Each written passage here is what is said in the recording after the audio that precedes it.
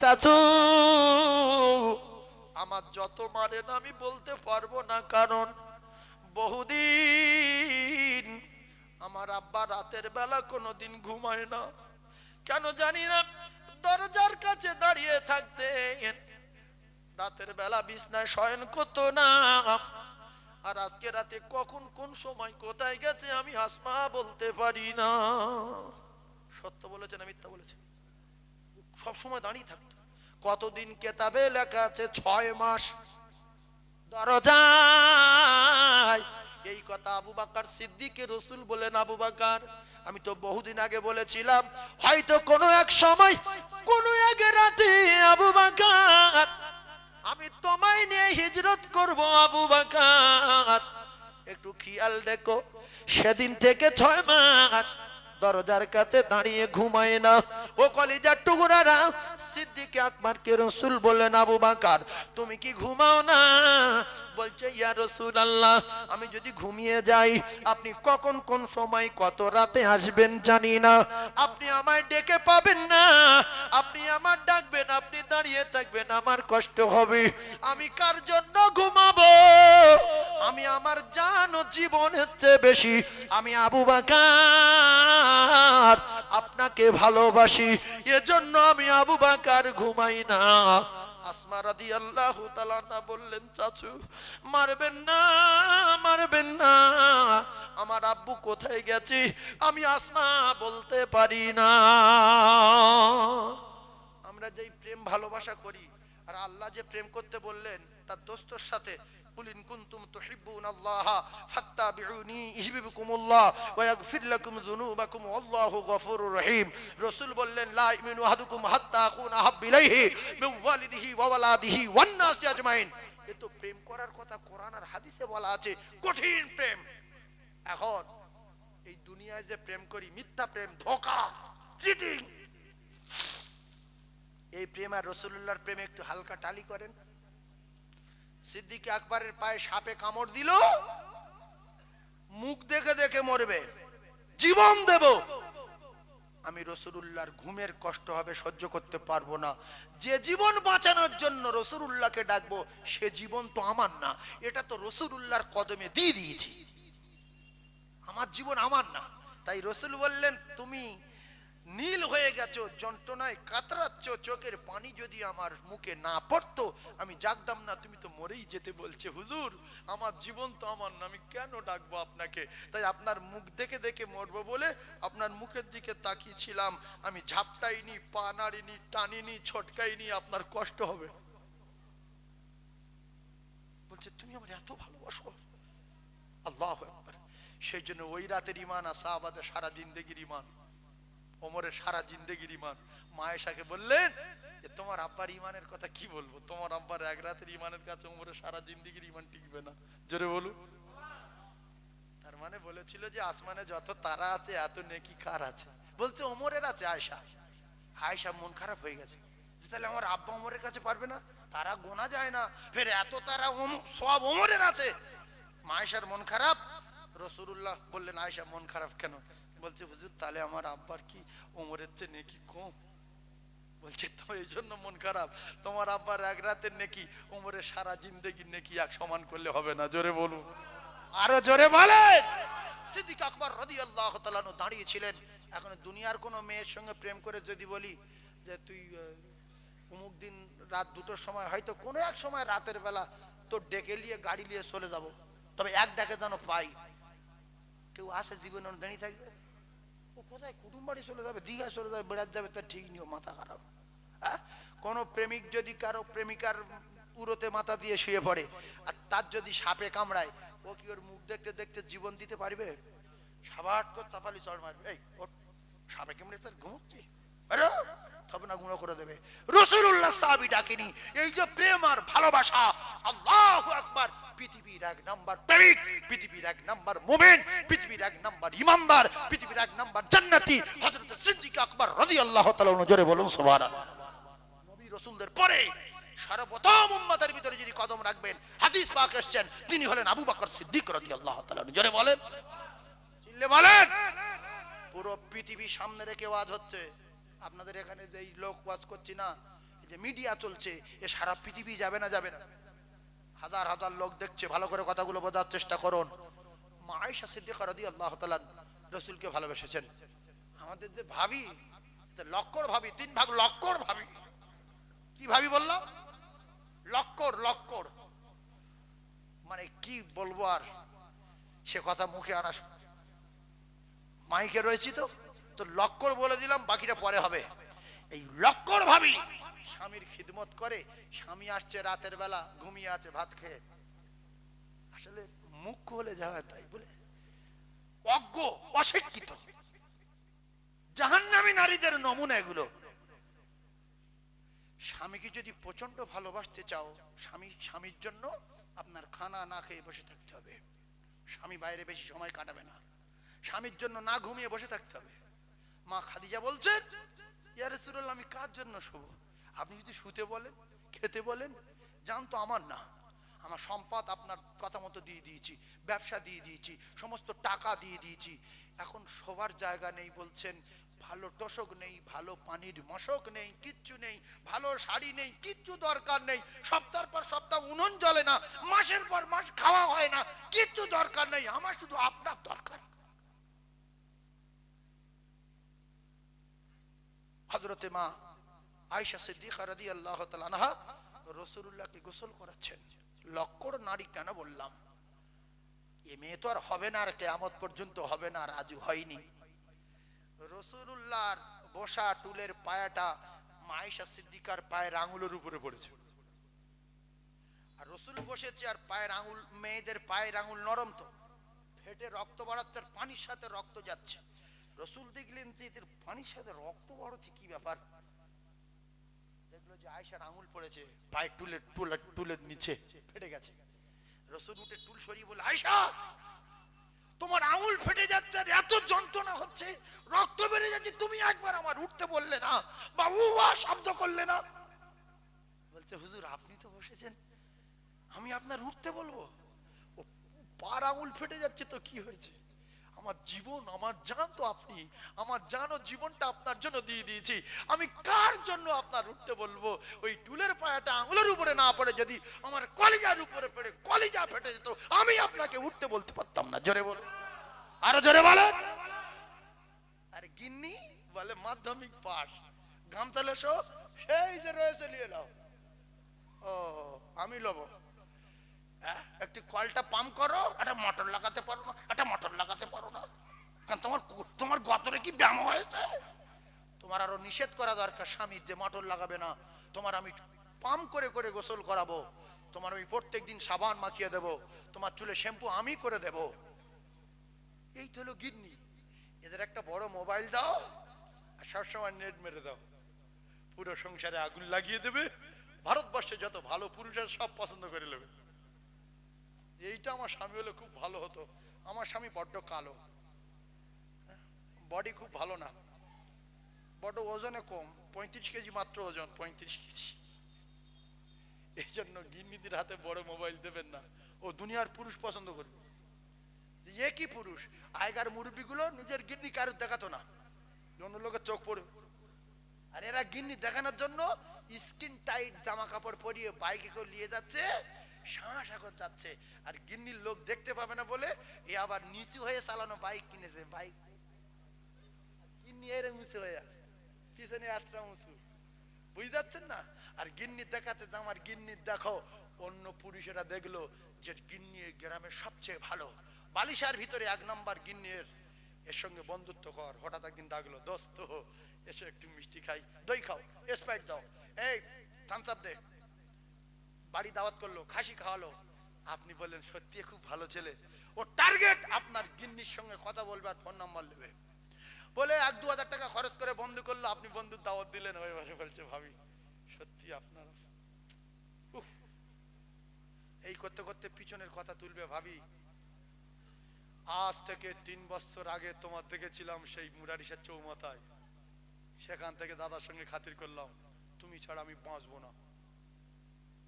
আমার 2টো পাম আছে, 3টে লরি আছে, 4তলা বাড়ি আছে, মেরি বাচ্চা কাচ্চা ফেলে ওর সঙ্গে চলি আছে না নাই? গিন্নি যদি ভালো হয়, গিন্নি যদি কালো হয়, হুন্না লিবাসুল লাকুম ওয়া আনতুম লিবাসুল লাহুন্না, আপনার স্ত্রী আপনার পোশাক, আপনার পোশাক হেফাজতের দায়িত্ব আপনার। আমি যদি মুখ্য হই আর গাঁজাখোর হই বা মদখোর হই, তাহলে আমার পোশাকটা খুলে এই রাস্তার উপরে ফেলে দেবো। এইটা আমার পোশাক, আমি এই খুললাম, খুলে এই রাস্তার উপরে রেখে দিয়েছি, এই যে এখানটা রেখে দিই। কুকুর এসে দেখবে যে ভালো মাল, তো ঠ্যাং তুলে ঝেড়ে দে,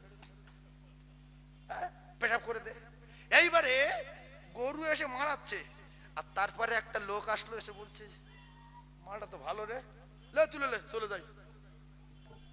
এজন্য আল্লাহর কসম, আপনার এই পোশাক যদি আপনার ঘরের ভিতরে আল্লাহ থাকতো, আলমারি থাকতো, বাক্সের ভিতরে থাকতো, কুকুরের বাবার ক্ষমতা নাই ঠ্যাং তুলে এসে পেশাব করতো। উঠোনে গেলে ওর বুক কাঁপবে যে মুকুর মারার সম্ভাবনা আছে।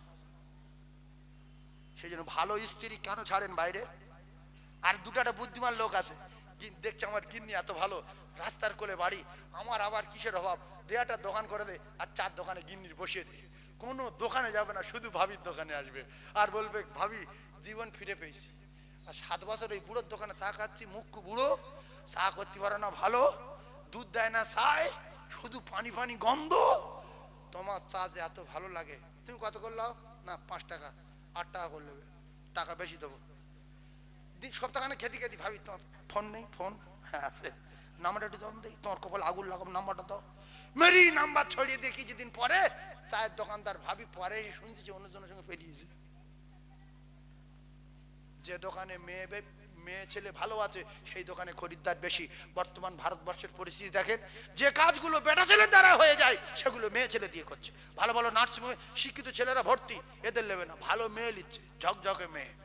ভালো হোটেলে ভালো ছেলে দিলে চকচকে মেয়ে লাগবে, গেটে থাকবে, ভালো মেয়ে থাকবে। ভালো গাড়ি শোরুমে ভালো মেয়ে থাকবে। আস্তে আস্তে পাম্পে মেয়ে ছেলে রাখছে, যে পাম্পে মেয়ে ছেলে বেশি সে পাম্পে তেলের খরিদ্দার বেশি। যত মোটর সাইকেল ওলা শাঁখ আর গিয়ে ম্যাডাম তেল দাও, আসে না না। এজন্য কেয়ামতের আলামত আর গজবের নমুনা। আপনারা হয়তো বলতেন হুজুর নবীর জীবনী বলবেন, বললেন এসব কি বলছেন ভাই? আমরা বক্তা লোক তো বকতে বকতে মনে উঠছে, কিন্তু নবীর জীবনী শুরু করিনি, এইবারে শুরু করে দিচ্ছি। একবার দরুদ পড়েন, আমি মনে করি কেন আমি বকতে বকতে অন্যদিকে চলে যাব, নবীর জীবনী হবে না। নবীর জীবনী শুরু করব, ওইভাবে শেষ করব। একবার দরুদ শরীফ আল্লাহুম্মা জোরে বলেন সাল্লি আলা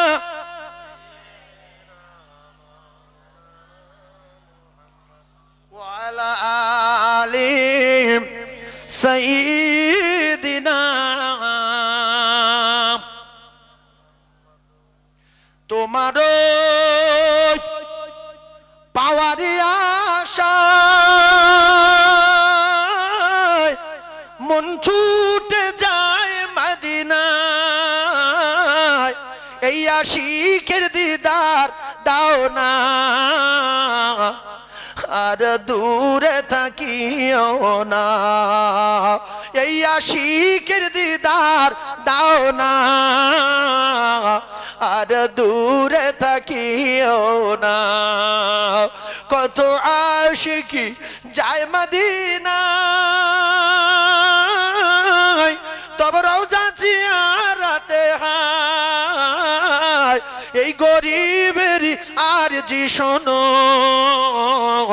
মোরে খবে দেখা দাও না। জোরে বলো। আচ্ছা রাসূলুল্লাহ যদি আমাদের স্বপ্নে দেখা দেয়, আমরা খুশি না বেজার? জোরে বলেন। খুশি, তা সুবহানাল্লাহ বলেন না কেন? কি হয়েছে? নবী আসবে, জীবনে দেখা দেবে, যে তোর আমার দেখার জন্য সুবহানাল্লাহ বলতে পাই না, তোর কাছে দেখাতে কি লাভ? মানে হচ্ছে কত আশিকি যায় মদিনায় রাসূলুল্লাহর রওজা জিয়ারত করার জন্য। আমরা তাদের প্লেনে তুলে দিলাম, বাসে তুলে দিয়ে দাঁড়িয়ে আছি, মনে মনে হচ্ছে আমরা যেতে পারবো না।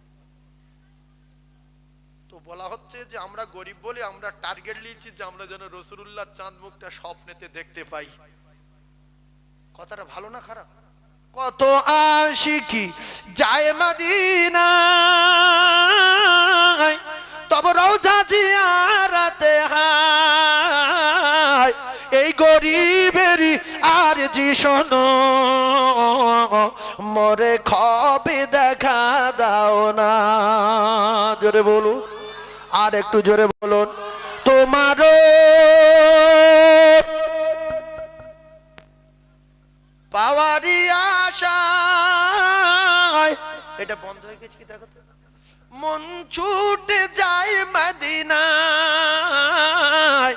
এই আশিকের দিদার দাও না,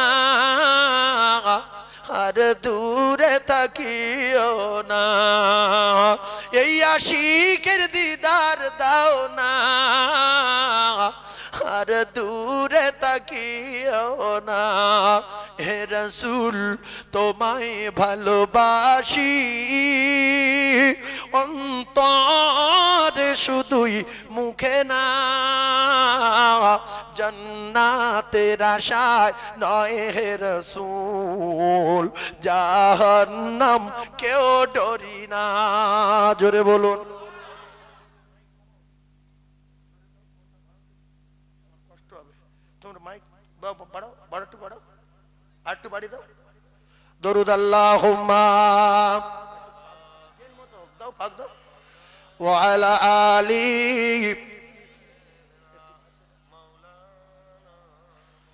আরো জোরে আল্লাহুম্মা।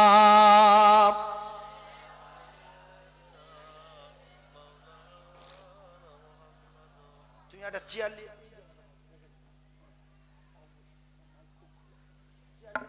বসার দরকার, ওইটা সরিয়ে না, তোমার ওয়াজ হবে না, তুমি সরে এসো, আমি দোয়া করবো তোমার জন্য, বসো। জোরে জোরে লা ইলাহা ইল্লাল্লাহ, জোরে লা ইলাহা, লা ইলাহা ইল্লাল্লাহ মুহাম্মাদুর রাসূলুল্লাহ। তারপরে কি বলে গো? সাল্লাল্লাহু, জোরে বলেন সাল্লাল্লাহু আলাইহি ওয়াসাল্লাম। আমরা সব সময় প্রত্যেকদিন একবার করে পড়বো ইনশাআল্লাহ। আর ফজিলাত বলবো না, শুধু বুকের ভিতরে ফজিলাত পাক খাচ্ছে। আর একটা কথা বলে দেই, যেহেতু রাসূলুল্লাহর মুজিজা হলো কোরআন শরীফ, তো তা ওই কোরআন শরীফের ভিতরে একটা কুলু সূরা আছে, কুলু সূরা। কিসের সূরা? কুলু। সূরা ইখলাস বললে অনেকে বুঝতে পারে না, এই কুলুটা বলে আর সূরা ইখলাসটা বলে দেই। যার নাম সূরা ইখলাস তার নাম কুলু সূরা। এই কুলু সূরা নাম না, মানে ওর প্রথমে কুলু, তাই কুলু লোক বলে, কথা বুঝতে পারছেন? ওর নাম সূরা ইখলাস। এইটা একবার করে পড়বেন, আমার বাপ বলেছে। রাসূলুল্লাহর মুজিজা রেখে গেছে। দাউদ নবীর মুজিজা নিয়ে চলে গেছে, লোহা হাত দিলে গলে পানি হয়ে যেত। সুলাইমান নবীর তখ্ত চলে গেছে, মুসা নবীর লাঠি চলে গেছে, সব চলে গেছে। ঈসা নবী কবরের কাছে গিয়ে লোকের ডাকলে সঙ্গে সঙ্গে উঠতো। আর কবরের কাছে ডাকলে কেউ উঠবে? বলে এই আব্দুর রবির বাপ একটু উঠতো, ও উঠবে? বলবে তুই হবি কখন, তাই বল, এই কার ডাকি রে, কিন্তু সব মুজিজা শেষ। আমাদের নবীর মুজিজা কোরআন, আগে যে ক্ষমতা ছিল সেই ক্ষমতা এখন আছে না নাই? আছে তো। একবার কুলু সূরা পড়বেন আমার বাপ, প্রত্যেকদিন একবার করে সূরা ইখলাস পড়তে পারবেন, সময় পাবেন। একবার করে পড়লে কি হবে? 10 পারা করে কোরআন শরীফ পড়ার সওয়াব পাবে। জোরে বলো, একবার করে পড়লে কি হবে? 10 পারা। এর হিকমতটা দেখেন। আমার উম্মতের কাছে মুজিজা রেখে গেলাম, কোরআন আমি নিয়ে যাই না। আমার উম্মতের কাছে আমি মুজিজা রেখে গেলাম। একটা গেছে, ওই জন্য বসে থাকে, যাই চেল্লাই ওই কমে দেয়। বুঝতে পেরেছে? 27 বছর ওয়াজ করছি, 27 বছর রোগ ধরা পড়ে গেছে। একে হাঁকি এটে গেছে। যেই আমরা জোরে ওয়াজ করি, অধিকাংশ মাইক ম্যান ওইভাবে মোড়া মারে, মারলে ইউনিট গুলো বেঁচে থাকে, বক্সের এগুলো বেঁচে থাকে। যাই হোক, যেটা গেছে সেটা সোজা করতে দাও বাবু। আর যে কথা বলছিলাম, কলিজার টুকরা মুসলমান, এই এক্ষুনি কোন কথা বলছিলাম গো? এই মুহূর্তে একবার করে কুলু পড়বেন, 10 পারা। রাসূলুল্লাহর মুজিজা রেখে গেছে। যারা কোরআন পড়তে পারে না, এরা যদি এক খতম করে কোরআন পড়া সওয়াব নিতে চায়, ওরা যেন প্রত্যেক দিন 3 বার করে সূরা ইখলাস পড়ে। কবার? আমরা গরিব মানুষ বলে একবার পড়বো, গরিব মানুষ একবার। কুলহু আল্লাহু আহাদ আল্লাহু সামাদ লাম ইয়ালিদ ওয়া লাম ইউলাদ ওয়া লাম ইয়াকুল লাহু কুফুয়ান আহাদ। আর সময় নেই, পড়বো না। আর যদি সময় পান, 3 বার পড়লে 15 সেকেন্ড থেকে 20 সেকেন্ড থেকে 30 সেকেন্ড লাগবে। রাসূলুল্লাহ বলেছে, এক খতম কোরআন পড়ি সওয়াব তার নামায় আমাল লেখা হবে। জোরে বলুন। তাহলে প্রত্যেক দিন 3 বার করে সূরা ইখলাস পড়তে পারবেন? এ বাবু, মাইকের বক্স কেটে গেছে? আচ্ছা কেটে গেছে, পাল্টানো যাবে না? আচ্ছা থাকিয়ে যা হয়ে গেছে, তুমি এখানে বসো না, শোনা, আমার কষ্ট হয় খুব। হাত দেবে না তো? তুমি কমাচ্ছ কেন? আর কাটবে না, আমি আর জোরে বলবো না। শোনেন, ওর কাছে মেশিন নেই বলছে, যা আছে ওই আছে, থাক, ও পরে কথা হবে।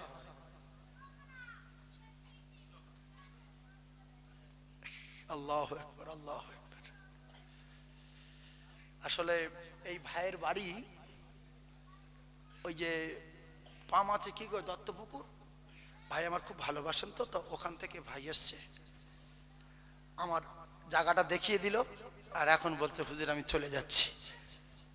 আর আমার মাদ্রাসায় জলসা আছে 9 জানুয়ারি, 200 বাচ্চা পড়াশোনা করে, মহিলা মাদ্রাসা, পীর আবু বকর সিদ্দিকিয়া মাদ্রাসা, সাউতুল কোরআন লিল বানাত, বাংলা মাধ্যমিক পর্যন্ত আছে, স্কুলের সঙ্গে অ্যাড করা আছে, হাই স্কুলের সঙ্গে। আর একেবারে কমপ্লিট বুখারী পর্যন্ত টাইটেল মাদ্রাসা, 7000 স্কয়ার ফিট ছাদ দেওয়া। এই জলসা হবে 9 জানুয়ারি, 23শে পৌষ মঙ্গলবার। যে কথা বলছিলাম, 3 বার কুলু পড়া যাবে, সবাই পড়তে পারবেন? কবার পড়বেন? বিনিময় কি পাবো? এক খতম কোরআন শরীফ। আর যদি বিরাট মক্কু হয়, কোরআন যদি না জানে, রাসূলুল্লাহর রফাত, যদি কেউ কোরআন পড়ে, সূরা ইয়াসিন তেলাওয়াত করে, আর একবার সূরা ইয়াসিন পড়বে, যে তার নামায় আমালে 10 খতম কোরআন পড়া সওয়াব দেওয়া হবে। আর যে বিরাট মুক্কু কোরআন জানে না, ও যদি বসে বসে শোনে, ওর নামায় আমালে 10 খতম কোরআন পড়ার সওয়াব দেওয়া হবে। জোরে বলুন। এজন্য পয়গম্বরেরা, বড় বড় পয়গম্বর দোয়া চেয়েছিলেন, আল্লাহ গো, নবী করেছেন ঠিক আছে, যদি আখেরি নবীর উম্মত করতেন, আরো খুশিতে বাগে বাগ হয়ে যেতাম। জোরে বলে, আরে জোরে বলেন। সেই জন্য আমাদের পাওয়ার কত আমরা জানি না, মনে করছি মানুষ। আল্লাহর কসম, পৃথিবী যত মানুষ আল্লাহ পাঠিয়েছে, আল্লাহ নিজে বলেছে সবচেয়ে দামি মানুষ আর ভালো মানুষ আমার দোস্ত উম্মত গুলো। জোরে বলুন। সবচেয়ে দামি মানুষ আর ভালো মানুষ, পৃথিবীর 1 নাম্বার মানুষ, পৃথিবীর 1 নাম্বার মোমেন আমার দোস্তর উম্মতেরা। এই জন্য আমার দোস্তর উম্মত যতক্ষণ না জান্নাতে পা রাখবে, পৃথিবীর কোন উম্মত আল্লাহর জান্নাতে কদম রাখতে পারবে না। জোরে বলুন। আমরা বাঘ না ভেড়া, আমরা নিজেরা বুঝতে পারিনি, জানি আমরা মানুষ, আমরা উখরিজাতিল নাস, উখরিজাতিল নাস ফি আহসানি তাকবীর। শুধু সুন্দর না, অতি সুন্দর। একবার জোরে বলুন সুবহানাল্লাহ।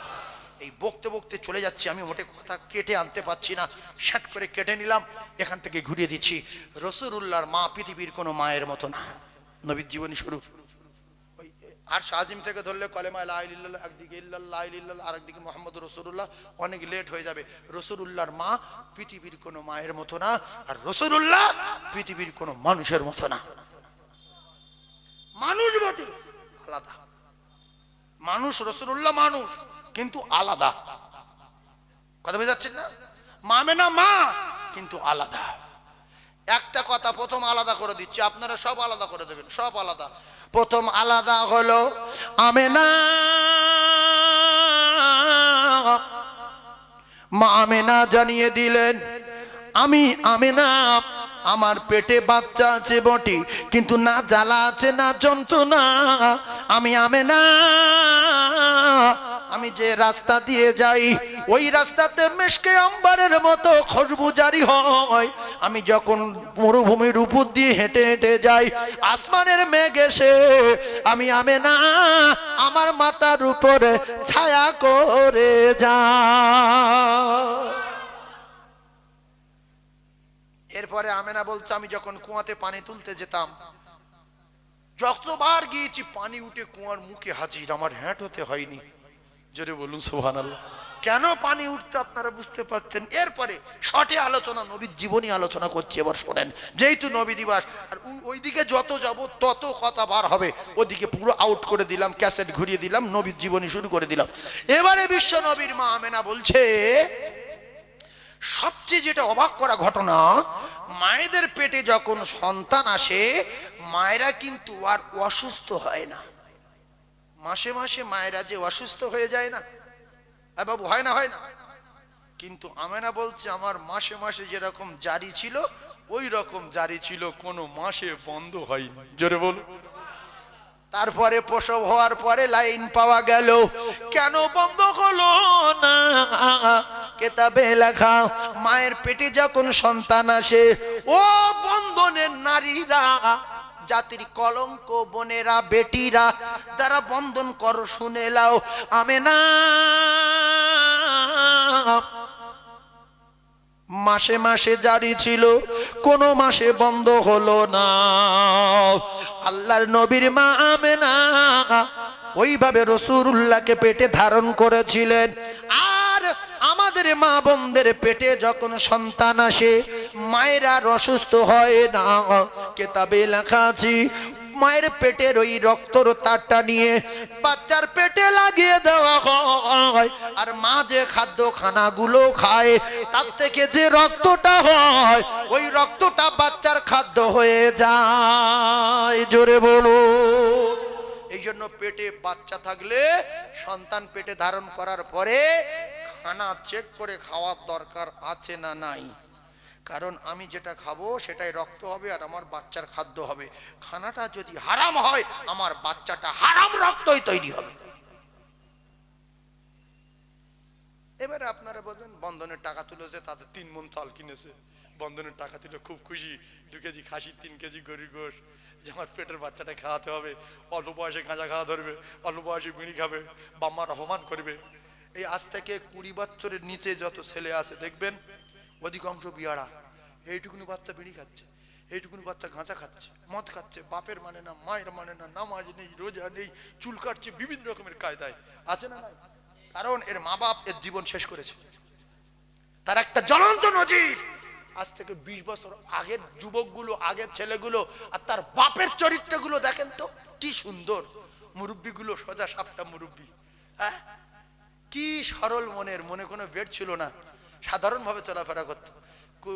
খানাবাড়ি দাওয়াত দিয়েছে, নাতি সঙ্গে করে নিয়ে গেছে, নিয়ে গিয়ে বলছে ভাত লিস, শুধু গোশ খা, শুধু গোশ খা, শুধু গোশ খা, ভাত খাইনি, গোশ খা।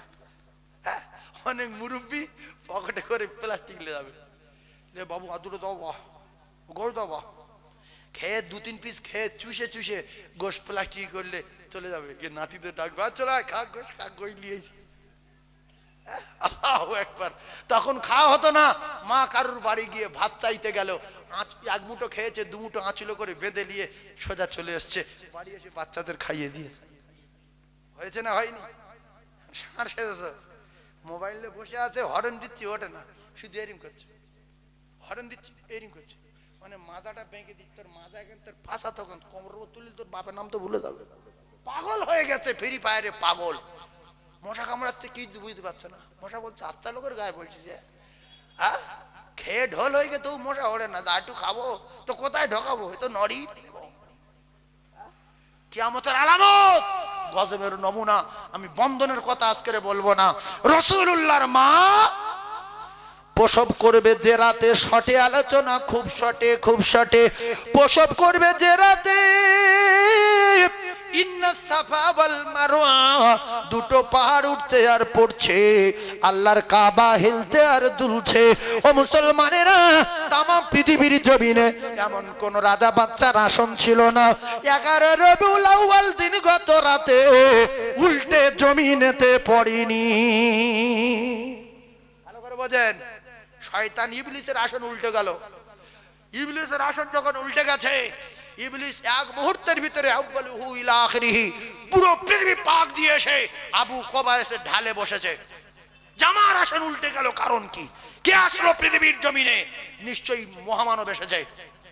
এসে দেখছে যে হ্যাঁ, আব্দুল্লাহর বাড়ির দরজায় জিবরিল আমিন দাঁড়িয়ে। জোরে বলুন, আরো জোরে বলুন। মুহাম্মদুর রাসূলুল্লাহ এসে গেছে। তাহলে বাজ পড়লো মাথায় কার?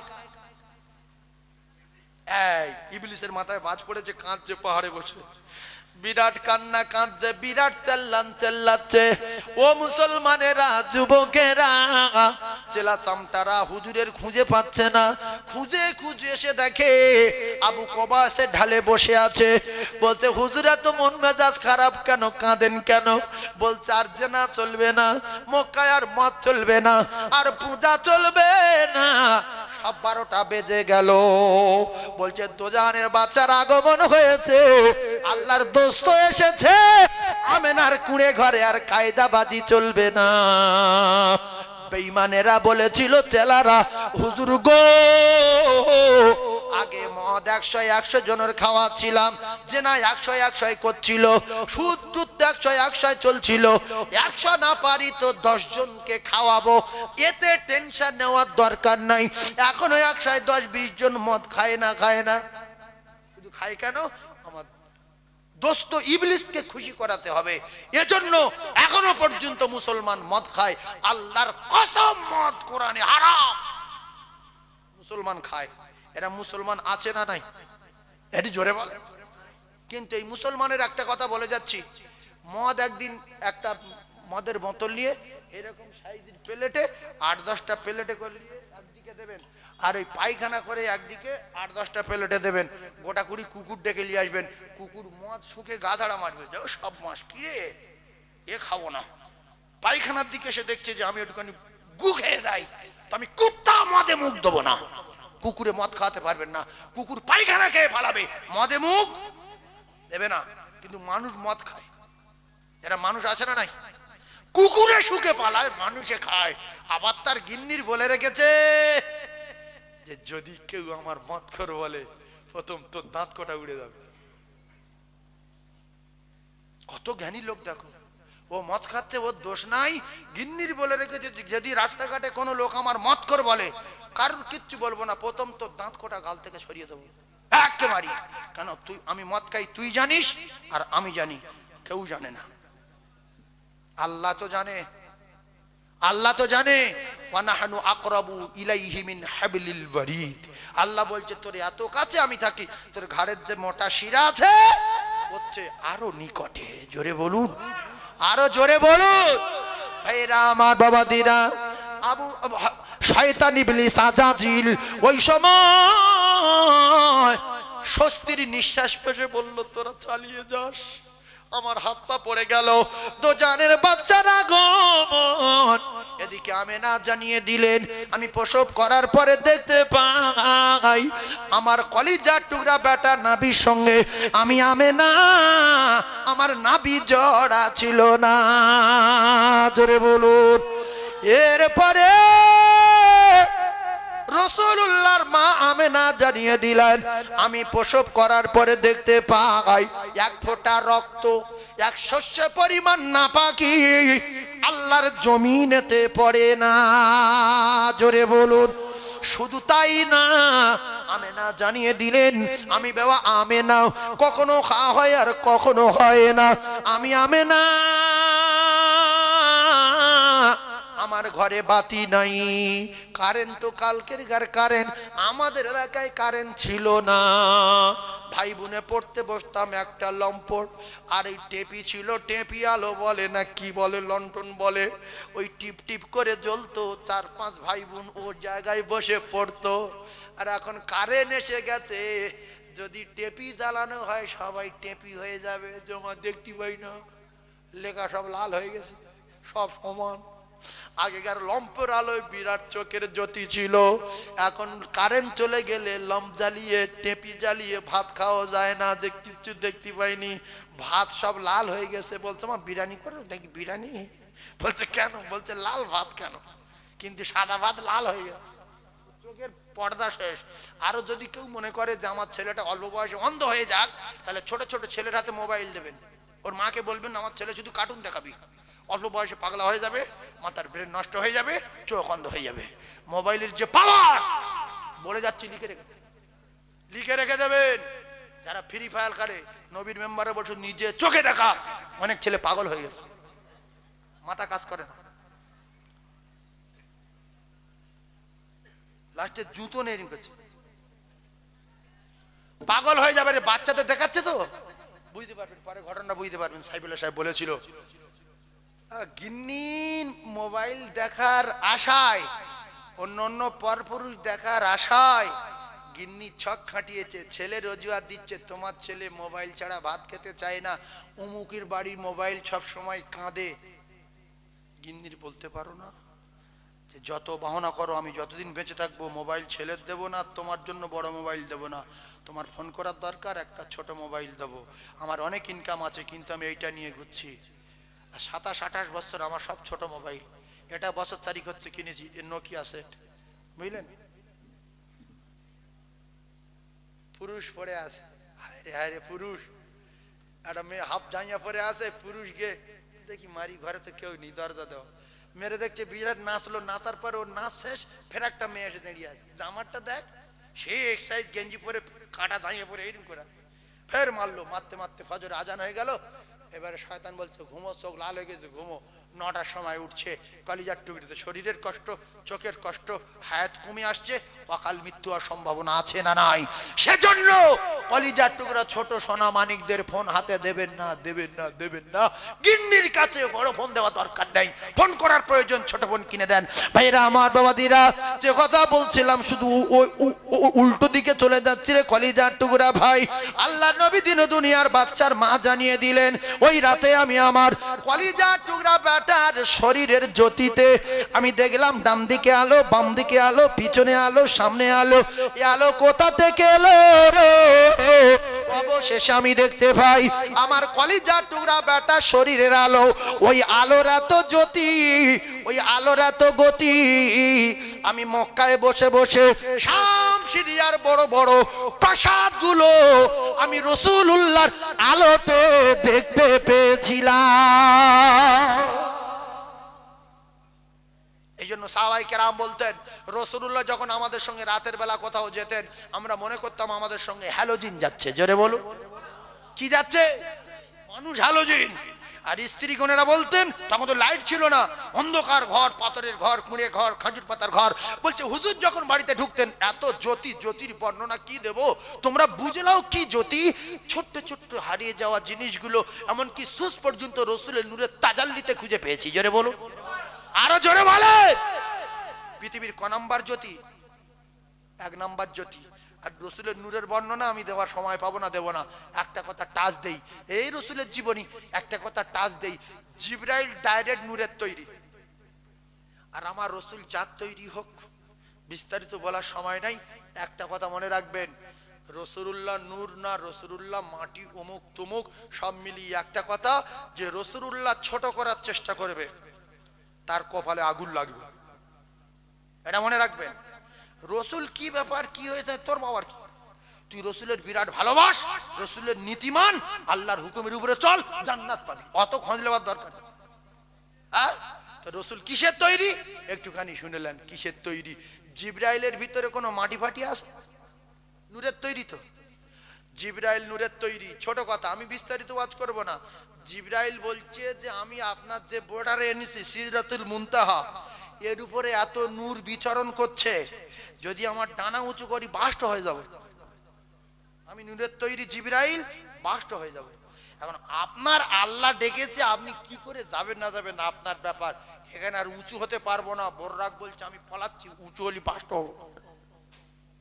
জিবরিল পালিয়ে গেল, বর্রাক চলে আসলো, একটা নূরের চাদর উড়ে উড়ে আসলো, যেটাকে রব রব বলা হয়। রাসূলুল্লাহ ওতে বসলেন, নূরের চাদর আর আল্লাহ পাকের নূরের তাজাল্লি ভেদ করে যাচ্ছে নবী। নবীর নূরে কোনো অসুবিধা হয়েছিল? নবীর লোমটম পুড়ে গিয়েছিল?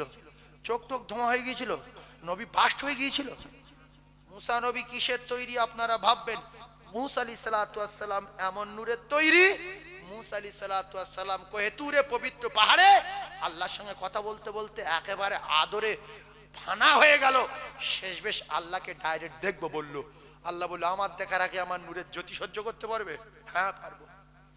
সহ্য করতে পেরেছে? বেহুশ হয়ে গেছে না যায়নি? আমার নবী জ্ঞান হারিয়ে ফেলেছিল? ফেলেছিল। সেজন্য নবী কিসের, নবী কখন কবে তৈরি করেছো? আল্লাহ আদমকে নিষেধ করেছিল, তোমার তৈরি করেছি, রূহ দিয়েছি, আর তুমি হাত পা নেড়ে বলছো আল্লাহ আমি তো মানবের প্রথম মানব, নবীদের প্রথম নবী, আপনি তো এক আল্লাহ, কিন্তু আপনার পাশে আরশের গায়ে মুহাম্মাদুর রাসূলুল্লাহ, ওটা কে? আমার আগে কে? আপনি তো একজন, নেই কোনো মাবুদ এক আল্লাহ ছাড়া, আপনি তো ইল্লাল্লাহ পর্যন্ত শেষ। আপনি কোন পর্যন্ত শেষ? ইল্লাল্লাহ পর্যন্ত শেষ, কিন্তু মুহাম্মাদুর রাসূলুল্লাহ কে? বলছে ওটা আমার দোস্তর নাম, ওটা আমার পিয়ারা নাম, আমার মহব্বতী নাম। বলছে তাহলে ওই নামটা কবে তৈরি করেছেন? আল্লাহ বললেন ওসব খবর তোমার জেনে দরকার নেই, চেপে যাও। এই জন্য নবী কখন কোন সময় কোনো ফেরেশতাও জানে না, কোনো নবীও জানে না। এই জন্য জিবরিল একদিন জিজ্ঞাসা করে ফেসে গিয়েছিল। জিবরিল জানবো বলে জিজ্ঞাসা করেছে পার্সোনাল ভাবে যে আপনার বয়স কত। রাসূল এমন কথা বলেছে জিবরিল ফেসে গেছে। সেজন্য আদম নবী মাটি কাদা যখন তৈরি হয়নি, তার হাজার হাজার লক্ষ লক্ষ বছর আগে আল্লাহ তার দোস্তকে তৈরি করেছেন। জোরে বলে আল্লাহ বললেন আদম চেপে যাও, কখন কোন সময় কি ব্যাপার অত খবর নিয়ে লাভ নেই, একটা কথা জেনে যাও, এ নাম ছাড়া কারোর কোনো আমল ইবাদত আমার দরবারে আসবে না, এটা মনে রেখো। জোরে বলুন, আরো জোরে বলুন। এই জন্য জাবলে রহমতে আদম নবী কেঁদে কেঁদে চোখের পানি ঝরে ঘা হয়ে গেল, গোস্ত কষে পড়ছে, হাওয়াকে খুঁজে পাচ্ছে না, কবুল হচ্ছে না। শেষবেশ বিশ্ব নবীর স্মরণে আদম নবীর দোয়া কবুল হলো। জোরে বলুন, আরো জোরে বলেন। তাই সেই বিশ্ব নবী হাবিবুল্লাহ মা আমেনার কোলে কিছু জাহান্নামী নারী। এইবারে একটা কথা বলে দেই, রাসূলুল্লাহ কজন দুধ পান করেছিলেন? কজন? আর ছজনার না সাতজনার? একজনার। কলিজা টুকরা ভাইয়েরা আমার, বিশ্ব নবী হাবিবুল্লাহ দুধ পান করেছেন প্রথমে নিজের মা আমেনা, দ্বিতীয় দুধ পান করেছেন হযরতে মা আবুল আবদাসি সুয়াইবা। কিতাবে লেখা তৃতীয়বার দুধ পান করেছিলেন উম্মে আইমান রাসূলুল্লাহর ফুফু আম্মা। কোন কিতাবে লেখা 3 নম্বরে দুধ পান করেছিলেন হযরতে মা হালিমাতুস সাদিয়া। প্রথম নিজের মা আমেনা, তারপরে আবুল আবদাসি সুয়াইবা, তারপরে হযরতে মা হালিমাতুস সাদিয়া। জোরে বলুন সুবহানাল্লাহ। লুবি নারী ভালো না, হরিণের পেটে মৃগ নাভি আছে জানেন? এটা কথা মুখস্থ করে নেন। হরিণের পেটে মৃগ নাভি আছে, শুনেছেন তো? বিরাট দাম না? আর মৃগ নাভিওয়ালা হরিণগুলোর চোখের কালার আলাদা, গায়ে সব টানা টানা দাগ, কি সুন্দর দেখতে।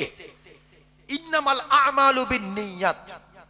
নিয়ত যদি সঠিক হয় তো সঠিক জায়গায় পৌঁছাবে, নিয়ত যদি গড়বড় হয় কপালে আগুন লাগবে। বুঝতে পারছেন না? এই মৃগ নাভিওয়ালা হরিণ কেন ওদিকে গেলে আবার এদিকে পিছিয়ে যাবে? ও বক্তব্য একদিন পরে হবে। ইন্নামাল আমালু বিন্নিয়াত। কলিজা টুকরা ভাইয়েরা, যুবকেরা, জনেরা, লুবি নারী নিয়ত খারাপ কেন বলছিস বোঝার চেষ্টা করুন। এদিকে মৃগ নাভি হলো কেন ওটা ও জায়গায় রেখে দিলাম।